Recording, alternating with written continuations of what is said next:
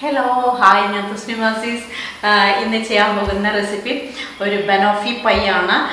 വളരെ ഈസി ആയിട്ട് ചെയ്യാൻ പറ്റുന്നതാണ്. bannoffee pie ഇതിന് മുമ്പ് ഞാൻ ചെയ്തിട്ടുണ്ട്. അത് കണ്ടിട്ട് കുറേ പേര് ചെയ്തിട്ടുണ്ടായിരുന്നു.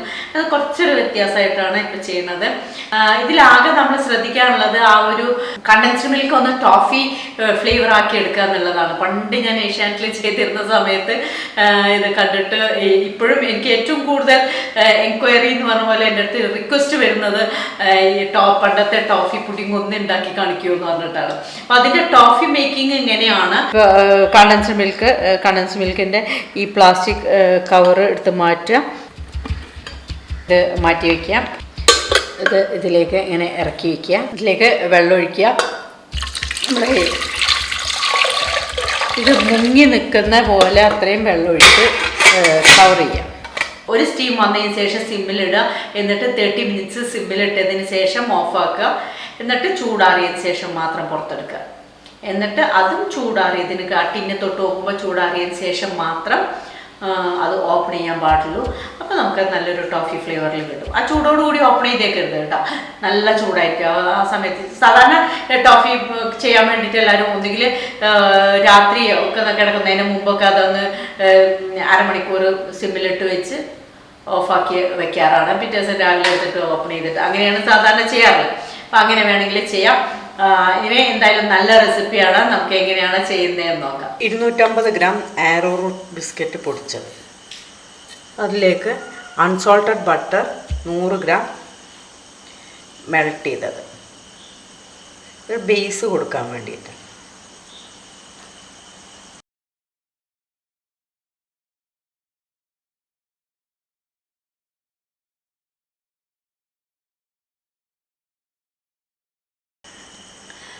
പുഡിംഗ് ട്രേയിലേക്ക് ഇടാം.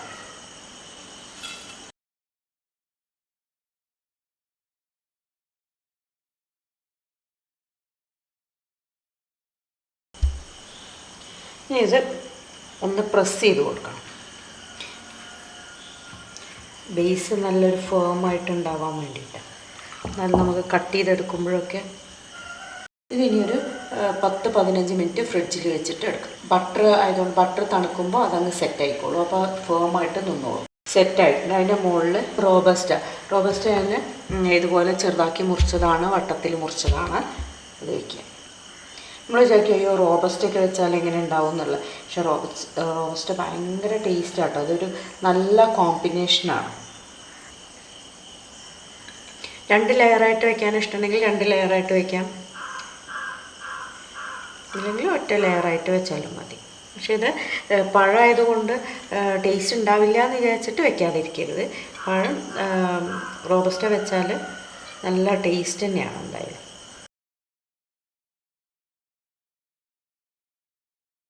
ഫിയോണ വിപ്പിംഗ് ക്രീമാണ്, 200 ml ഉണ്ട്.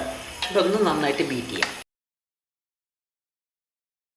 ഇത് നല്ല സ്റ്റിഫായിട്ട് വേണമെങ്കിൽ ചെയ്യാം, ഇതേപോലെ കുറച്ച് ക്രീമി ആയിട്ട് വേണമെങ്കിലും ചെയ്യാം. ഞാൻ കുറച്ച് ക്രീമി ആയിട്ടാണ് ചെയ്തിട്ടുള്ളത്.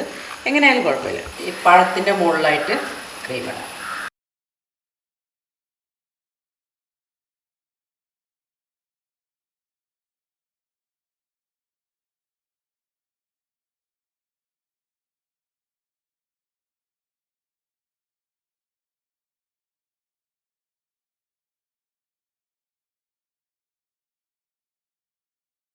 ഇത് നമുക്ക് മാറ്റി വയ്ക്കാം. ഇതിലേക്ക് നമ്മൾ നേരത്തെ ചെയ്ത് വെച്ചിട്ടുള്ള ടോഫി ഫ്ലേവർ ആവാൻ വേണ്ടി നമ്മൾ ചെയ്ത് വെച്ചില്ലേ, അതാണ്. ഇപ്പോൾ കണ്ട നല്ല കളർ വന്ന് കണ്ട.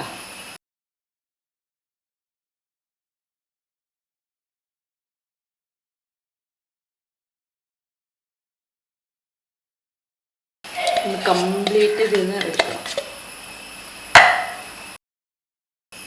ഇതൊന്ന് ബീറ്റ് ചെയ്തിട്ട് ഒന്ന് ജസ്റ്റ് ഒന്ന് സോഫ്റ്റ് ചെയ്തെടുക്കുക.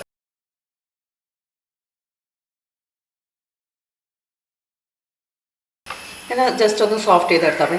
ഇത് നല്ലൊരു ടോഫി ഫ്ലേവറാണ് കേട്ടോ. ഇതിന് ക്രീമുമായിട്ട് ചേരുമ്പോൾ നല്ലൊരു ടേസ്റ്റാണ്. മാറ്റി വയ്ക്കുക. ഇനി 200 ml വിപ്പിംഗ് ക്രീമാണ് ഞാൻ എടുത്തിട്ടുള്ളത്. ഇതിന് പകരം അമുൽ ഫ്രഷ് ക്രീം ആയാലും കുഴപ്പമില്ല, പക്ഷേ ഏറ്റവും നല്ലത് എപ്പോഴും വിപ്പിംഗ് ക്രീം തന്നെയാണ്. വിപ്പിംഗ് ക്രീം എടുത്തിട്ടുണ്ട്. ഇത് നേരത്തെ നമ്മൾ ചെയ്ത വിപ്പിംഗ് ക്രീം 200 ml നമ്മൾ ബീറ്റ് ചെയ്തിട്ടുണ്ടായിരുന്നു. അതിൻ്റെ കൂടെ ചേർത്ത് ഒന്നിച്ച് 400 ml എടുത്തിട്ട് അങ്ങ് ബീറ്റ് ചെയ്താലും മതി. ഞാൻ സെപ്പറേറ്റ് ആയിട്ട് ചെയ്യണമെന്നേ.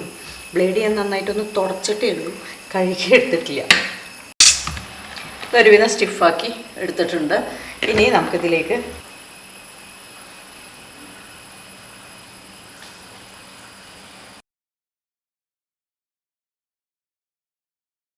ജസ്റ്റ് ഒന്ന് മിക്സ് ചെയ്യണേ.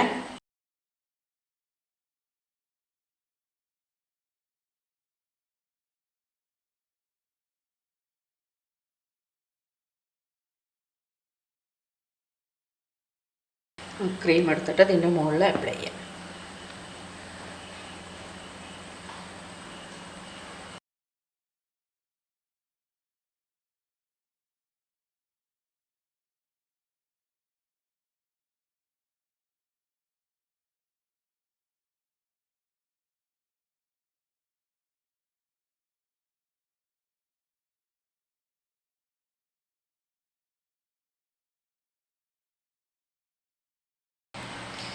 ഒരു റഫ് ലുക്കിൽ, അതായത് ഇങ്ങനെ വല്ലാതെ സ്മൂത്താക്കി നമ്മൾ സാധാരണ കേക്കിനൊക്കെ ചെയ്യുന്ന പോലെ ഇതിന് ഒരു റഫ് ലുക്ക് കൊടുക്കുന്നതാണ് എപ്പോഴും നല്ലത്. ബനോഫി പൈ എപ്പോഴും ഒരു മാതിരി ഒരു റഫ് ലുക്കിലുണ്ടാവും. അത് വല്ലാതെ അങ്ങ് സ്മൂത്താക്കേണ്ട കാര്യമില്ല. കുറച്ച് പിസ്ത ഇടാം.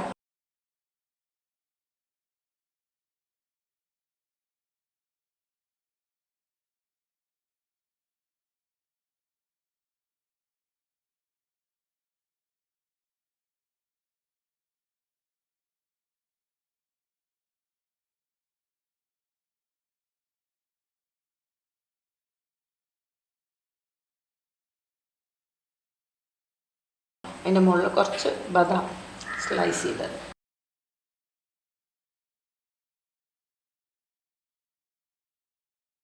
ഇനി ഇത് ഫ്രിഡ്ജിൽ വെച്ച് തണുപ്പിച്ചെടുക്കാം.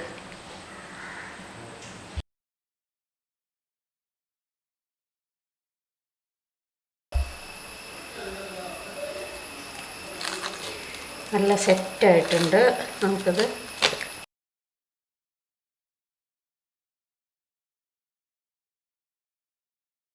പുഡിംഗ് സെയിലൊക്കെ ചെയ്യുന്നവർക്കൊക്കെ ഈസിയാണത്. അത് നമ്മൾ ടോഫി ഉണ്ടാക്കുന്ന ഒരു പണി മാത്രമേ ഉള്ളൂ. ബാക്കിയെല്ലാം വളരെ ഈസി ആയിട്ട് ചെയ്യാൻ പറ്റുന്നത്. എന്നാൽ ഡിഫറെൻറ്റ് ഫ്ലേവറിലുള്ളതുമാണ്. വെസ്റ്റേൺ ഡെസേർട്ടാണ്. എനിവേ ഇത് നല്ല റെസിപ്പിയാണ്, എല്ലാവരും ട്രൈ ചെയ്യാൻ എന്തായാലും ഇഷ്ടം. 3 ലെയറായിട്ട് ഉണ്ട്.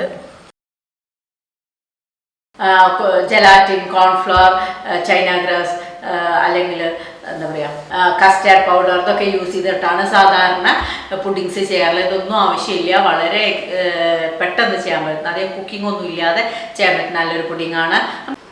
ഇതെൻ്റെ ഓൺലൈൻ കുക്കറി ക്ലാസ്സിൻ്റെ ആഡാണ്. നിങ്ങൾക്ക് താല്പര്യമുണ്ടെങ്കിൽ ഈ നമ്പറിൽ കോൺടാക്റ്റ് ചെയ്താൽ മതി. എല്ലാ ടൈപ്സ് ഓഫ് ക്ലാസ്സസും നടക്കുന്നുണ്ട്. വീഡിയോ ഇൻ്ററാക്റ്റീവ് ക്ലാസ്സാണ്.